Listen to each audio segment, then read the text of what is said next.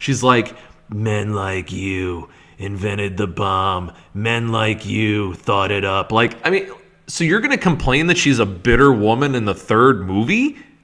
Really? Defeated by delicious fruit pie. Hey everybody, and welcome to another episode of DBDFP. I am NEDTJ, Ned the Janitor, on Defeated by Delicious Fruit Pies. So happy to see everybody here, already ready to go, and I hope your Halloween was happy. I hope that it was a Smashing Pumpkins kind of thing. Not like the depressing weird band kind of thing, but like just it was a great time. Also, not really Smashing Pumpkins, because it's gross and it's a big mess. But hope it was fun. Hope it was good. Hope there was some kind of candy involved. And yeah, I had a good time. I'm going to go over some of those pictures and things that I have this week. I'm going to try out some new technologies. I'm really just using some of the effects that I've had on my studio for a while, but I'm going to try to make it work this time around because I want to try to add more stuff like this in. I'm looking to do some intro music. I have some ideas of some mixes and remixes that I'll do just for background music and intros. But let me know what you think about those. You can send me some suggestions in either the chat or in the email, which is defeatedbydeliciousfruitpies@gmail.com. If you don't know how to spell, it's probably why I haven't been responding to you. Also, you're a little weird and your messages creep me out. But for the rest of you, I would love to hear your suggestions, and I will be taking them into consideration as we go forward. As many of you know and have messaged me about, there was not a live stream last Sunday. There were a number of reasons for that, some of them being technical difficulties. I was the technicality, but also because I was going to do this Halloween special where I really went through and did more of a documentary-style dissection of what Halloween was, like the history of Halloween, like how it all came together and everything like that. But that's not something that I really wanted to do all the homework for because I got done Halloween and I got really discouraged by all of the Christmas trees and ornaments. And I'm just going to give you a little bit of what I saw at a store right there. So this was in front of a store that just 4 days ago had white pumpkins and orange pumpkins and gourds and mini pumpkins and like all kinds of bumpkins, and it was great. And you know, Wellen would have been very happy, and like shout out to him if he's around. But yeah, it would have been great for me to just be able to go and get some just pumpkins and gourds, right? Because you know, it's still fall, and I like to get those kinds of things as decorations without having to carve them all out because all my jack-o'-lanterns are rotting. So it would have been nice to get a couple of pumpkins, but you can't do that, alas. In this store, you can get, this I think is Wegmans, you can get these little mini trees for $12. That's right. You can get a twig that was broken off of a real tree for $12. Only $12. It's November 3rd. If you bought this now, you would have to buy it again in like 3 or 4 weeks because this thing is not going to live. It's just, I doubt that it has roots. I really honestly think it's just a twig. It's just a branch. It's not a tree. There were people, this was when I was going trick-or-treating on Halloween.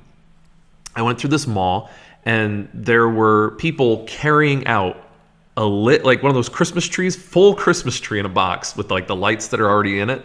And then the other person in their party had a lampstand that had snow effects in the lamp. And I'm just like, it's October 31st and you're already buying the Christmas. Like, where is Thanksgiving? We're going to get into that. I want to get through some more of these pictures just because there are some fun things that I went through this season with. This is an amazing candy that I found called a bag of zombie farts. It's cotton candy, which it was a little like heavy and thick to be cotton candy, so I think it's probably just zombie farts. But so that was cool that I got that. I also, this is just a picture of the idiot. This is my dog that I was playing with on during a Halloween party because you know she doesn't care about any holidays. Every holiday is Fallon Day, so that was fun for her. This was the Halloween party that I went to. It's really cool when you go to somebody's house who actually cares about Halloween. Like they really take the time out and they just make it as decorated as possible. There's skeletons everywhere. They're putting out different music and stuff. There's lighting and they really get the mood and atmosphere going. I really appreciate that. It reminds me of like there was this New Year's party that we had over at my house like 9 years back or so. and we had a Halloween-themed New Year's party. And the entire, I mean, this was a big house, had a lot of square footage. Every inch of that house had Halloween something, decorations, like cobwebs, the cotton cobwebs and stuff, black lights, like all kinds of stuff. It was really, really cool. So I love that atmosphere. I love that kind of partying thing. I know I talked about this 2 weeks ago during the live stream about Halloween and what happened to it and why it's seemingly on the decline. There are a lot of people who enjoy this holiday, and whether or not you understand the history of it, and again, I mean, honestly, like if you really want me to, I kind of consider Halloween to be like the Catholic Christmas calendar. Like I'm pretty good on saying that it's Halloween until about Thanksgiving Eve, and then it's Thanksgiving Day, and then Black Friday, I just kind of revamp the whole, Black Friday, so it must be like Halloween again, and then it's a season of like an Indian summer or Native American summer, First Peoples summer. I don't know. It's something kind of summer until about the week of Christmas. And then, you can have Christmas or Hanukkah or whatever. I think Hanukkah's on the 22nd. So, it's Halloween all the time, basically. And so for me, I'm fine doing a documentary type video on Halloween if that's something that's still interesting to everybody. I just didn't know if that was going to be a thing, and it's just a lot of work. Like honestly, like I typically, the amount of research I do for this it's mostly the thumbnail. Most of the work that I do for this podcast is the thumbnail. I mean, I do scripts and I write out things and I talk about things that I think are going to be important, but it really is a lot of work to do solid research where I would feel incumbent upon me the need to be honest and give you good historical data. And that's actually pretty difficult in the age of Wikipedia and Google searching, because especially with something like American history, obscure American history, and Irish history, Celtic history, Christian history, I mean, there are about 100 websites that probably have different information on the same stuff. So, but I'm willing to do it. I mean, it might take me a couple weeks, but I am willing to do it. That's something that I enjoy that. I love the history of things. And, my Helen Keller video actually got a lot of responses, even though it was running roughshod over her history. And not her handlers, but you know what I mean. So anyway, I'm willing to do that. Just let me know in the comment section. That's fine. I also found this lovely pen at a Halloween party that I won one of the top costumes for as Ned the Janitor. Go figure, NEDTJ on DBDFP. I had to be Ned the Janitor this year. I've been thinking about it for years, and I was like, I'm just going to get all this stuff together and do it. Now that I have the costume, I may just show up randomly on the live stream being Ned the Janitor, because that's me. So anyway, that's this cool pen. It's like actually a leg. So I asked them to give me a hand writing the check, but they didn't have that. They just had the leg. I went to this really cool house. This is another one of those things where, people have like a passion for things. So there are people who have a passion for Coca-Cola. There are people who have a passion for Mickey Mouse or Disney. Like I was on the tram to go into Disney World, and there was this guy who just started talking, because obviously I didn't ask him. And he just started answering a question I didn't ask him about how many times he's been to Disney, and which was many, many, many hundreds of times in his life. And he goes like just about every day that he can. He moved down there so that he could go there often, and he's just obsessed with Disney. I mean, not even he was a little weird, but that wasn't in a weird way. He loved everything about Disney World. He just thought it was really cool. And this guy, and you can't really see too many of the things, but this guy had hundreds of masks and heads and model heads and things, Halloween type things, hanging from the trees and in front of the house. He had shelves of bones and eyes and skulls and stuff And this guy, it looks like this 80-year-old guy in this little town in Johnson City in New York. And I want there to be a story, like a news story on this guy, because he's so passionate about this holiday. He's like, come on over. Actually, the first thing he did, because my sister and I were there. What's up, Sarah? We were across the street, and then there was a median. So there was a lot of room between us. And she's like, don't talk to him. Don't say anything, which wise advice for the guy who hangs heads outside of his house every year. And it just seems reasonable. So he didn't say anything to us when he noticed us there, and we were just kind of keeping quiet and not moving over. He runs over to the front of the house and grabs the stick that has a big sign on it that just says "boo." I was like, all right, this guy's cool. So we start asking him questions. He goes, come on over, look in the yard, take pictures, you can stand in the yard. Okay, so we just started asking him questions. He knew exactly how many people came to his house during Halloween to trick or treat. He was upset that one little girl actually was very terrified when she was there, but he said it was only one, and he hopes this year's better. And you could tell he really mourned that idea, but he had the number of pieces of candy that he gave out that year. It was almost 5,000, and he was hoping to give out 5,000 this year. That guy's a hero. He's like a legend to Halloween. I mean, this is a guy who just loves the trick-or-treating, the aspect where children are involved and enjoying this holiday, or, not trying to ruin it and scare them to death, but to give them that spookiness. Like, he's really trying to ride that line because he cares about other people's experience in this holiday. And that is just one of the most beautiful things that I've ever seen, is that that's taking passion, but then trying to get you into his passion so that he can show you why he loves this thing so much. And I just thought it was one of the coolest things ever. I was very happy to see this. Things like this just really make me happy. So I did a couple of pumpkin carvings this Halloween. This is one of the times that I did it. Not all of these are mine. Actually, one of them is. Bet you can guess which one. It's the Mike Myers Halloween pumpkin. It's the middle stair all the way on the right. And some of the other ones, Colin did that one that looks like it's like an angry, tearing pumpkin in the top left corner, one more to the right, obviously, because it's very angry and upset. But these were great. I mean, I got to take this with some night sight camera image stuff, so it looked like really like a lot brighter than it was, which was awesome. And of course, no Halloween pumpkin carving season would be complete without me making my head into a pumpkin. So I did that because that's a thing that I like to do. And yeah, so that was my pumpkin carving extravaganza and Halloween experience. It was really fun. Dr. Ocelotopus had a lot of fun during the Halloween season, just getting in costume and getting ready and, just wearing weird stuff. And, he's a little weird. We talk about it sometimes, but, he doesn't like to say much. He's all cracked up. But mostly because he was dropped and broken into 1,000 pieces. Here's my thing. I love Halloween, and I love going through Halloween, and I feel like I had my time where I got to do episodes about Halloween and different horror movies and characters, which obviously I'm not going to stop doing as the year progresses, but bear with me on that.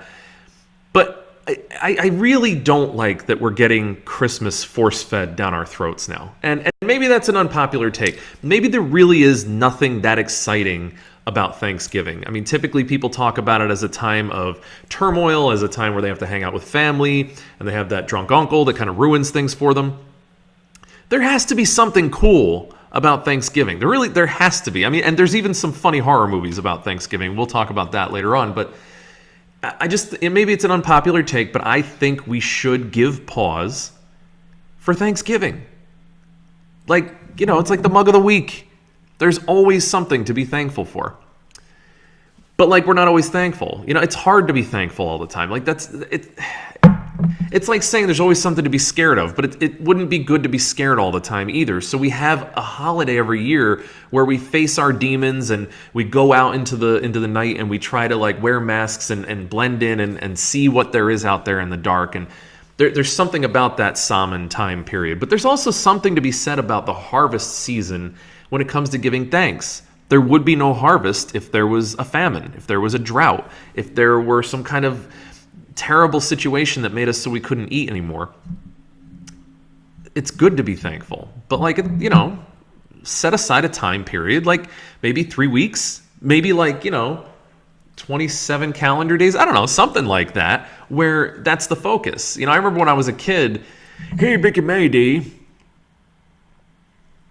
we used to get all kinds of worksheets that we color in. It had turkeys and cornucopias, which ironically didn't have corn in it. And we would have all of these Thanksgiving activities this is like elementary school, but we would do these activities to talk about the Pilgrims, talk about the Indians, talk about the first Thanksgiving and Plymouth Rock and all that stuff. And it was a time of the year. Like it was separate from Halloween. It was separate from what's now called the holiday season. I love that Christmas season is now called the holiday season. Every season's the holiday season. 4th of July, holiday season. Veterans Day, holiday season. Valentine's Day, holiday season. When you say the holiday season, everybody knows you mean Christmas. You're not fooling anyone, you know. So during the holiday season, it's separate from Thanksgiving, which is a different holiday. It's a different season.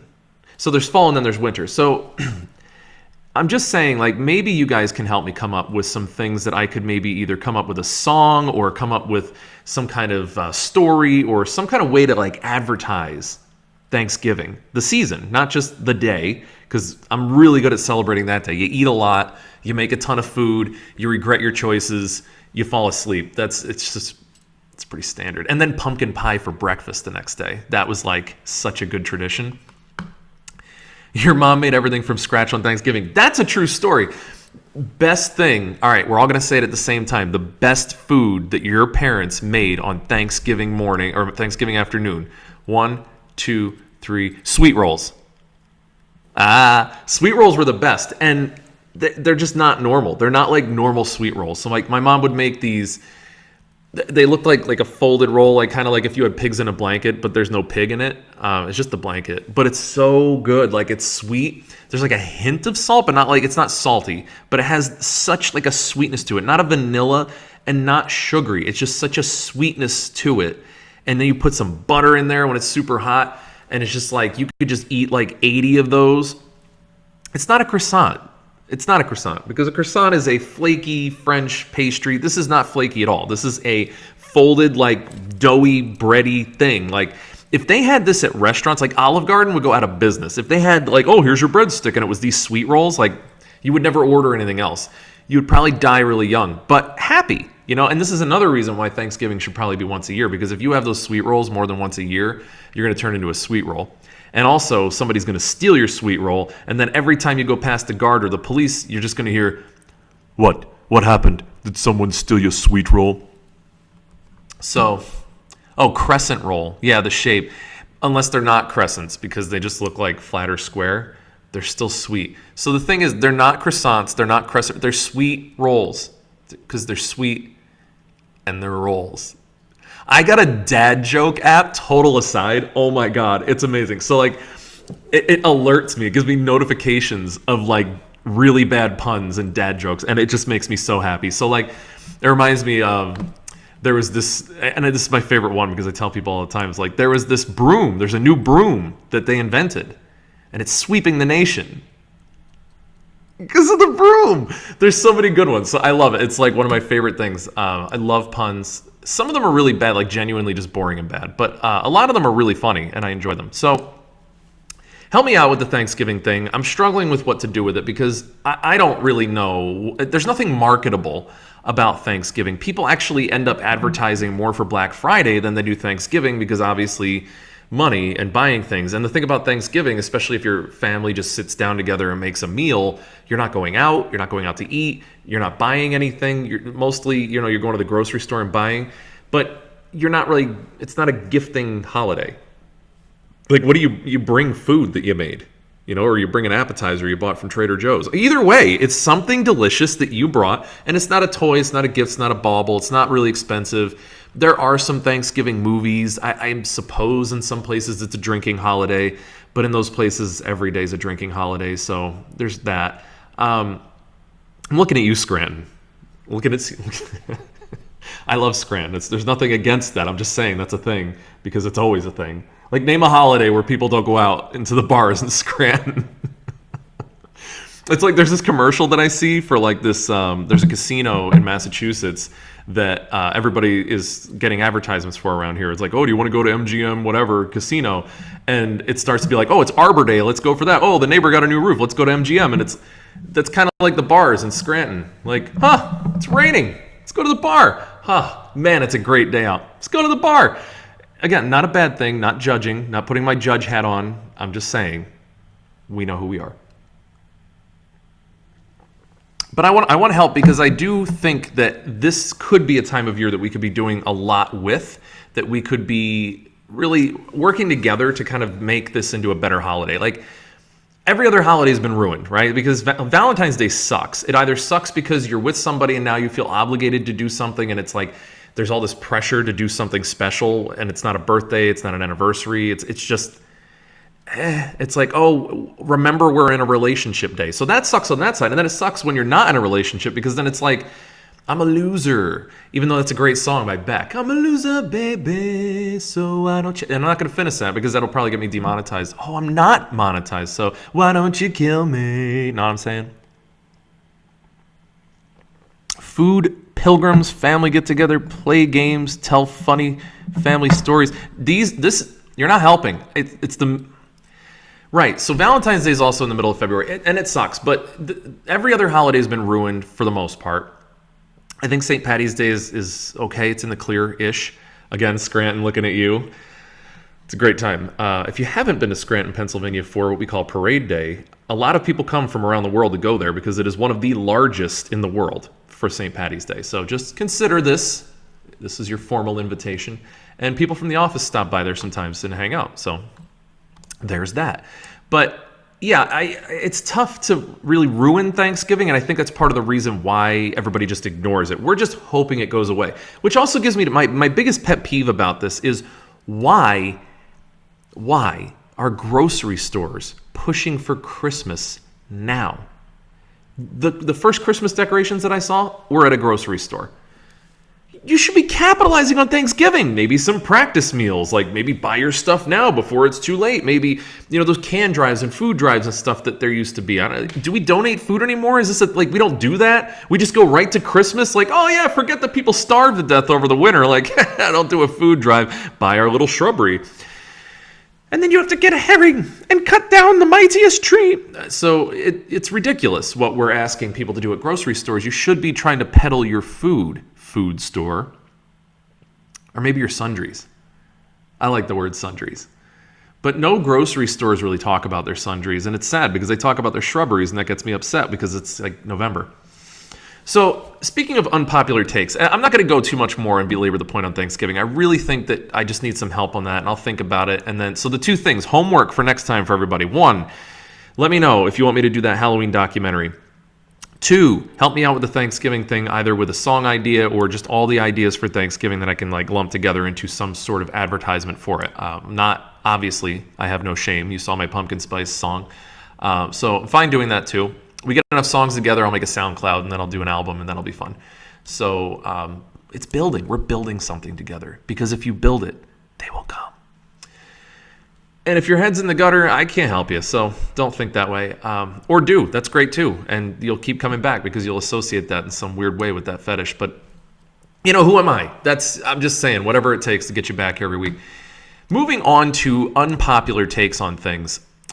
I wanted to talk about a couple of things. I'll talk about a hot take I have on Fallout New Vegas. Then I'll talk about the Diablo series as a whole, and then I'm going to talk about the new Terminator movie, which if you're watching this 3 years from now, the old Terminator movie with old people in it. So I'm going to talk about those things because I have unpopular takes, and I just think it's time for one of these like DBDFP confessions with Ned the janitor. So my first unpopular take is I don't like Fallout New Vegas. And I know, like, for people who know this game series and people who understand that, like, there's this, like, not even a cult following. It's considered the best Fallout game. Even though, like, if you're into the beginning of the series, like the strategy type that Fallout 1 and 2 and Brothers of Steel, those were, like, totally different than the first-player shooters of Fallout. But as far as a game goes, like, I loved Fallout 3. And if you're not willing to nerd out with me on this one, like, just hear me out, because there's something that I hope, like the old guy that has hundreds of heads strewn about his yard, hanging from trees and in his living room for all the children to enjoy, I would like also to bring you into the passion that I have for an amazing RPG game. So first of all, an RPG game, I'm not even going to explain this. If you don't know what an RPG is, why are you here? Why are you on a show that talks about books, comic books, video games, and TV? Why? Like, I talk about comic books. You don't know what an RPG is. Anyway, I'm not going to get into that. Fallout 3 was the first time that Bethesda, which is arguably, it was a great game company. I'm not going to talk about everything they do now in 2019. They decided they were going to tweak it and make it like, so you were first person view, and they changed some of the combat where like there was VATS mode, which is basically just like you stop time and then you can target your enemies, but it's limited. You can't just do it whenever you want. And it's so there's strategy involved. But also the best thing about Fallout 3 was the storylines. So the voice acting was amazing. Liam Neeson was one of the main characters. He was your father in the game. And it just had just a stellar cast and a great storyline. But it also had all these mini stories. And you could make choices that were good or evil or neutral, and you would get different karma for that. And you felt that, and it changed your title based on what level you were when you met these challenges. And I scoured that entire map. I went square to square on that entire map and beat everything. And then the downloadable content, there were expansions on the game with more stories and more to come from that, more mini stories. And I did all of that. I went through the game multiple times. I loved this game, like really, really loved this game for the dialogue, for the artwork, for the art style, for like the voice acting, for the immersion where you really cared about your choices. And they played out the characters well enough where they earned the respect, they earned care, they earned like feeling badly if something happened to a character. And that was really cool for me. So I loved it so much. When Fallout New Vegas was coming out, I'm like, yes, another game that is just going to be an upgraded version of my favorite game of all time at this point.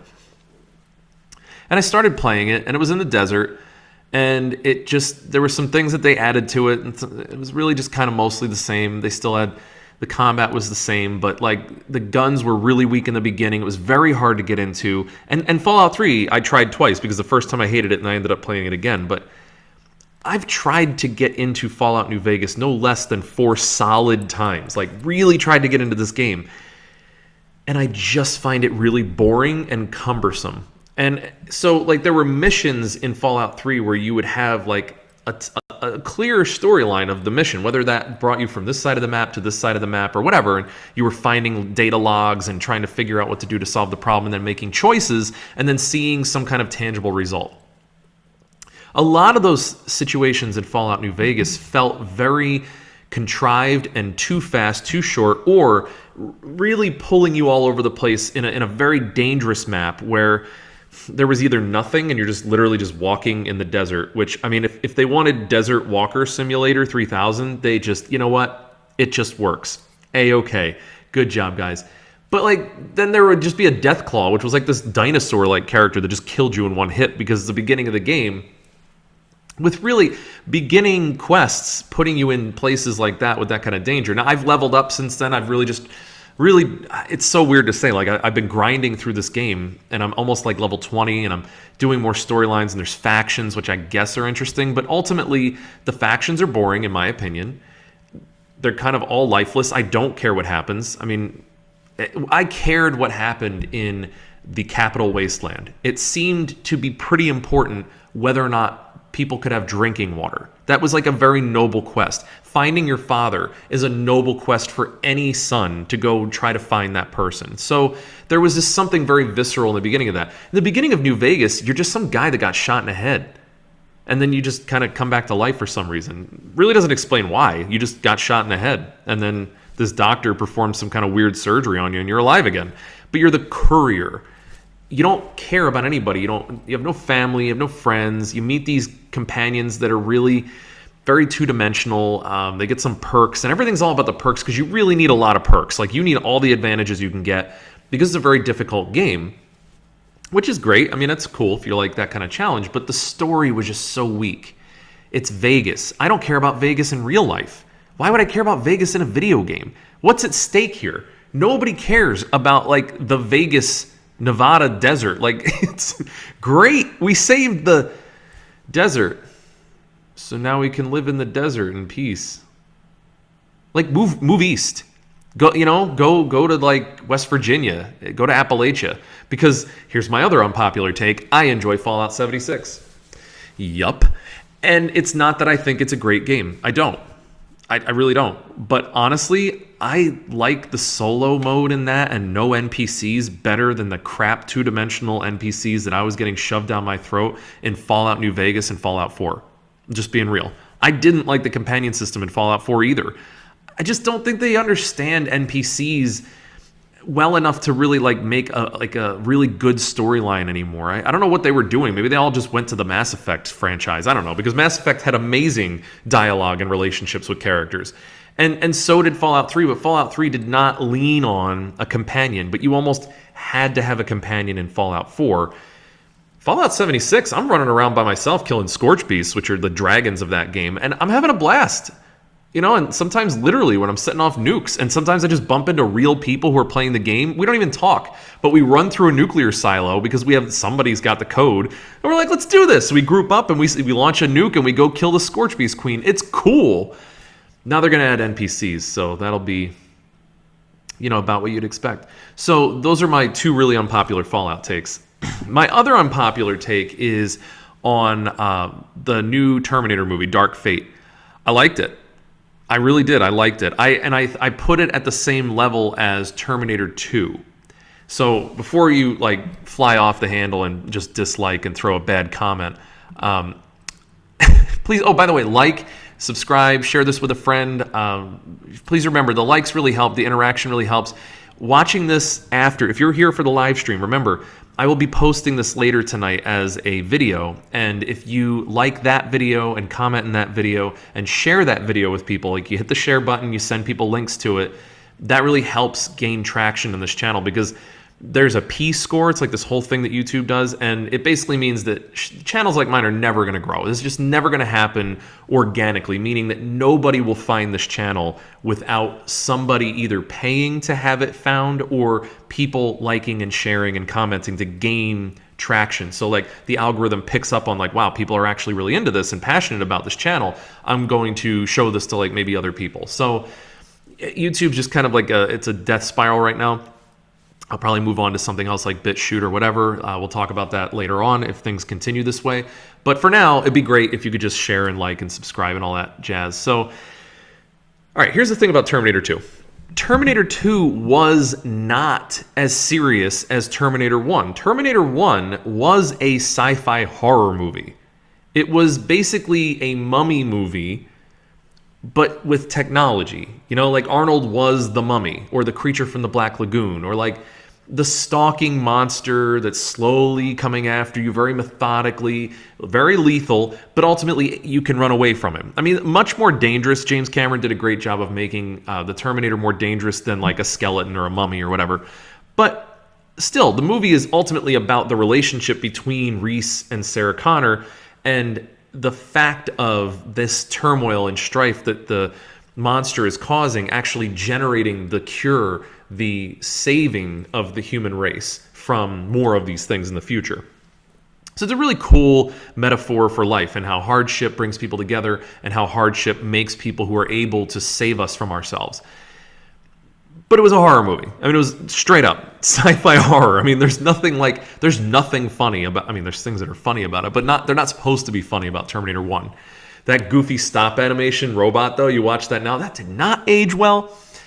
Terminator 2 has scenes in the movie that are funny because they're supposed to be funny. Like when Arnold picks up that little toddler and just stares at him, and that's really funny. And there's the scene where they're in the car and John Connor's teaching him about hasta la vista baby and chill out dickwad, and there's just humor in the movie. It's not anything like the first movie. It is a sci-fi action movie. There are lots of explosions. There's in a world where a machine goes back in time to save a kid from another machine. It's clearly that kind of movie. It's a popcorn movie. It's a fun movie. And everybody likes it better than the first one, right? So everybody says oh yeah, Terminator 2, that's the best one. Cool. So riddle me this. How is Terminator 3 any different than that? It's serious-ish, but it's funny. Obviously, Arnold's hilarious in Terminator 3. If you can get past the SJW crap that's in it, because it's obvious. I don't think I'm being stretching anything out there by saying that. It's just kind of irrelevant. You can kind of get over yourself and just enjoy the movie. Understand that the people who made the movie had a bent. You may not agree with their bent on socio-political things, but Here they are producing a really high quality action movie for you with awesome sci-fi technology, really good CGI, especially for today, that isn't a Disney movie, thank you. It's not an Avengers movie, it's not a Star Wars movie, and yet it has amazing special effects, time travel, cool distortions and all that stuff, like a change to the timeline, a tweak and a modernization on an old theme. It made me feel like this could go on again, but with different characters. I mean, let's be real, like, Terminator movies are cool. That's why there's been so many of them. Yeah, they flopped and, like, you know, they really haven't gotten to hit the target on those, but I think this one hit the target. It had some emotional scenes in it. You may or may not agree with caring about the characters. I tend to agree that I don't care much about Linda Hamilton's character, but, like, you didn't care about Sarah Connor much in Terminator 2 either. Like, you cared about John Connor. You didn't care about Sarah Connor. She's irrelevant, and she was bitter in the second movie. Like the conversation that she has with, like, Miles Dyson when he starts talking about, like, well, yeah, we started to see things that we never saw before, and we were able to just do things that we were never able to, and it was really exciting stuff. And then she just is sitting there with a cigarette in her mouth. Remember, this is after she shot him and was going to kill him in front of his child and wife. She's like, men like you invented the bomb. Men like you thought it up. Like, I mean, so you're going to complain that she's a bitter woman in the third movie? Really? Did you not watch the second movie? Because I have many, many times, and she's pretty consistent. And like, you know, I'm not going to spoil it, but there's other reasons why she is also more bitter, I guess. But even given that, she handles herself exactly the way that I would expect. There really weren't inconsistencies with the movie. And if you feel like there are, I encourage you to actually watch it, because chances are you didn't, and you're reading an article from somebody who says they did, but they probably didn't, or they're not super, you know, sleuths, and they're not paying attention to the dialogue and finding out how these things happen the way they did. Are there unrealistic parts of the movie? It's a movie about a machine that goes back in time to kill somebody before they're supposed to become the resistance against said machines. Is there anything unrealistic about the movie? No, it's pretty straightforward. I think it's a documentary on our future. Or our present. It was a good movie, and it was fun, and I would like to go see it again. It was just great. It was just a great thing to see. It reminds me of the 2018 Halloween movie in the sense that they just went back, and they were like, T3 was a mistake, Salvation was a mistake, Genesis was a mistake. You know, one of the things that I really liked, though, was the Terminator show with Summer Glau as that Terminator. Like, I really liked that show. I mean, I know that the second season was kind of crap, and it kind of ended on just like a what note, but that wasn't their fault, and it was Fox's fault, because Fox loves to destroy everything that we love. Like Firefly. You can't take the sky from me. Anyway, all right, that's a totally different take. But it's kind of the same thing. I really like that. I encourage you to go watch the Terminator series. It's obviously very short because it was on Fox. But they were like, let's delete all that, erase it. Here is the actual thing that would happen if Terminator 2 was successful, which it clearly was. Like, if you watch the end of Terminator 2, they stopped Skynet from happening. They got rid of all the evidence, destroyed the T-1000, destroyed all the chips, including Arnold, melted it all. So, like, I mean, there was an arm, but, like, what are you going to do with an arm? Like, you can't reprogram the arm. It's not the CPU. The CPU is what caused Skynet. So, essentially, they ripped the future from Skynet that Skynet was fighting to preserve. Like, ironically, it was kind of cool how that worked. So, this was a movie that was kind of like, well, yeah, that's a thing. But here's a new problem. And I really enjoyed that. And if you let yourself just enjoy the movie, just think for a second. Imagine a time in a world. Like, imagine a time when politics don't matter to entertainment. And just go in and look for a movie that is enjoyable as a movie. Not as a statement, not that agrees with you, not the same thing that you grew up with, because it shouldn't be the same thing you grew up with. Because if you wanted to watch the same movie you grew up with, just put in Terminator 2. It's new, it's cool, it's flashy, it has great special effects. Honestly, it has great acting, and I love Arnold, and Arnold's in it. I watch pretty much every movie with Arnold Schwarzenegger in it. He's great, and he's really funny. I encourage you to go watch it. It didn't do great in the box office, and don't let that discourage you. Like, who cares? Who cares what other people say? If you like the franchise, if you've stuck it out, if you saw the Christian Bale Terminator, give this one a chance. You know, like, what do you got to lose? $12, $13? First of all, you should be doing AMC A-list because you get like 3 free movies a week, and like I'm not going to really advertise for them until they give me money, but it's a good idea if you're really a cinephile. That's been working out well for me. I've seen many more movies in the last month and a half than I have for the last year and a half prior. My typical amount of movies per year before I signed up for that was like 1 or 2 a year. I'm up to about 1 a week-ish, 1 every week and a half, and I'm trucking along. I'm trying to get more in there, but I'm working on it, trying to just fit that into the life thing, because that's busy and involves responsibilities. But go check out Terminator. Unpopular opinion, don't care. I think when this all shakes out and everybody actually sees it for free on like Netflix or whatever the bazillion streaming services that are going to be out in the next year, whatever puts that out, and then it ends up being free on YouTube or somebody rips it on the high seas, people are going to be like, it was good though, like, yeah, like, so what? It had this annoying like bent to it, but it was annoying and it was fun and it was great and I love the characters. And but like the person that comes back in time to protect the people in the past is so badass. Like, it's awesome. I love the fight scenes in that. It's just so much better. It's so much more raw, and they really build up a sense of desperation in a way that you feel at the end of Terminator 2, but you feel it throughout the movie. And I think that was something that James Cameron did a better job in storytelling than he did in Terminator 2. That's all I'm going to say about that. I don't think I gave you any spoilers. And for those of you who are just saying, well, I'm not going to watch it anyway, well, that's a shame because it was a good movie. Other takes on things that I don't think are popular. No, that's pretty much it. Those are pretty unpopular opinions. I love Chex Quest, which was, I think, better than Doom. I don't know if that's a hot take, though, because I think if you played Chex Quest, you would know what I'm talking about. It's a great game. Outer Worlds. I want to talk about that briefly because everybody says that it is the new Vegas. In spirit, it's a spiritual successor because Bethesda obviously crapped the bed a while ago and has decided that they're just going to go rogue on themselves and start charging you to win at the game that they didn't put out completed. I like Fallout 76, okay? It doesn't mean I don't have legitimate criticisms that everybody else does, because it's just obviously it was a terrible execution of a great idea. Outer Worlds is fantastic, and I got it to play it for free because I have that Xbox Live Ultimate, whatever it is, where you get Game Pass along with your Xbox Live Gold. Highly, highly recommend this game. It's fun. It's very casual. It's single player, so when you pause, it pauses. It's just nice. Like, you can just... The graphics are great. The companions are funny. The storylines are interesting. The dialogue is really good. It's much better than New Vegas because I'm actually interested in it. Plus, you get a ship. Like, right away. Like, you get a ship, which is cool because space. And I thought about it. I was playing Outer Worlds, and I was like, why do I like this game so much more than New Vegas? And it has this... Every once in a while, there's some music in it, almost like Minecraft, where like it'll just like play some music. But I listen to the music, and it's just this twangy guitar riff that it does once in a while.